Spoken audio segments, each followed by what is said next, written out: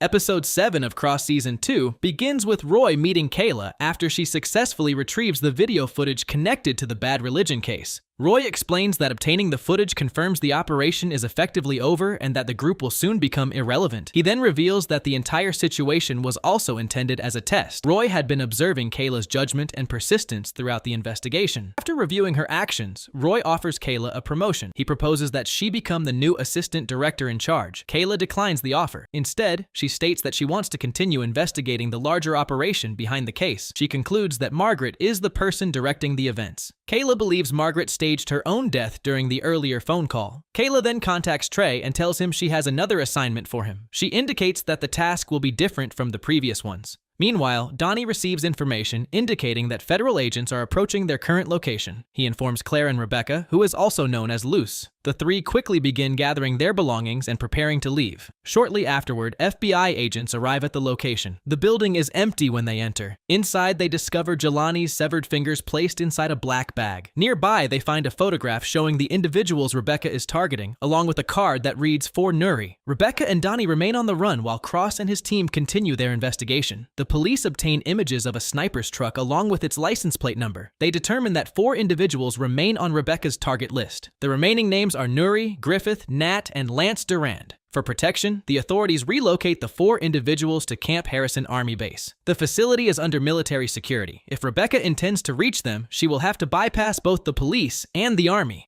The 4 individuals do not cooperate easily with one another. Their past involvement in Gabriella's case creates tension among them. Each of them has received a message demanding a payment of $20 million. The message includes a warning that failure to comply will lead to consequences. Lance states that remaining inside the protected facility will allow authorities to handle the situation. Meanwhile, Cross and Kayla question the group about their connection to Gabriella. During the discussion, Nuri begins to speak about her involvement. Lance interrupts and stops the conversation, instructing everyone to remain silent. At the same time, Chief Anderson transfers full authority over the investigation to Cross. Kayla is informed that she must now report to him during the case. This decision creates tension between them. Later that afternoon, the group waits for further contact. At exactly 4 o'clock, Lance receives a call. Rebecca contacts them and repeats the ransom demand. During the call, she pressures Nuri to respond. Nuri indicates she is willing to pay the ransom, but the others refuse to cooperate. Rebecca then activates a signal that interferes with Nuri's pacemaker. Earlier, she had obtained the required technology through Nuri's nurse.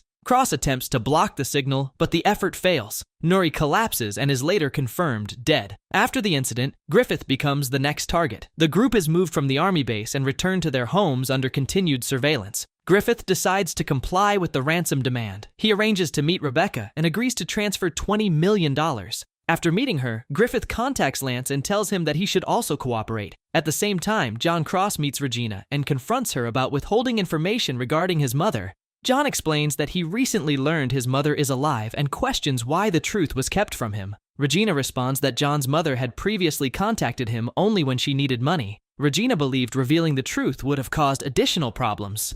John leaves the conversation and returns to the station to continue working on the investigation. During the investigation, the team learns that Tyson Knight, also known as TK, moved in with LaDonna approximately 1 year earlier. The landlord confirms that TK had been visiting her home regularly for several years. John visits LaDonna and confronts her about the connection. LaDonna acknowledges that TK had been living with her. She states that she regrets several past actions but does not deny the relationship. LaDonna is potentially facing charges for assisting TK. John suggests that she testify against him, which could reduce her legal consequences. LaDonna refuses and instead chooses to take responsibility herself. Meanwhile, Lance meets Griffith at his residence. Unknown to Lance, Rebecca is monitoring their conversation remotely. During the conversation, Griffith admits that he participated in the child labor scheme connected to Gabriella's investigation. He states that he accepted the risks associated with the situation. Lance refuses to cooperate with Rebecca's ransom demand. Griffith then reveals additional information. He recorded a conversation related to the conspiracy when Gabriella rejected their offer. His brother Alan possesses another copy of the recording. Alan also has instructions to release the recording publicly if anything happens to Griffith. After hearing this, Lance attacks Griffith and kills him. Lance then contacts Nat and informs her about the recording. They conclude that Alan must be located before the recording is released. Rebecca also recognizes the importance of the recording. She believes it can expose the entire conspiracy. Donnie volunteers to retrieve it himself, while Donnie leaves to find Alan. Cross and his team arrive at Griffith's residence. After examining the evidence, Cross determines that Rebecca did not kill Griffith. The injuries on the body do not match the pattern associated with Rebecca's previous attacks. Cross also notices that the severed fingers found earlier were not cut using surgical tools. He concludes that someone attempted to frame Rebecca. Cross and Kayla quickly identify Alan as the next connection. However, Donnie reaches Alan first and obtains the recording. As Donnie leaves the location, Cross, Alex, and Kayla arrive. A chase follows as Donnie attempts to escape with the recording. Donnie manages to escape but is wounded during the pursuit. He later returns to Claire and shows her the recording. Claire then shoots Donnie and leaves the location with the recording. At the end of the episode, Bobby Trey locates Margaret. Trey confronts her and holds her at gunpoint.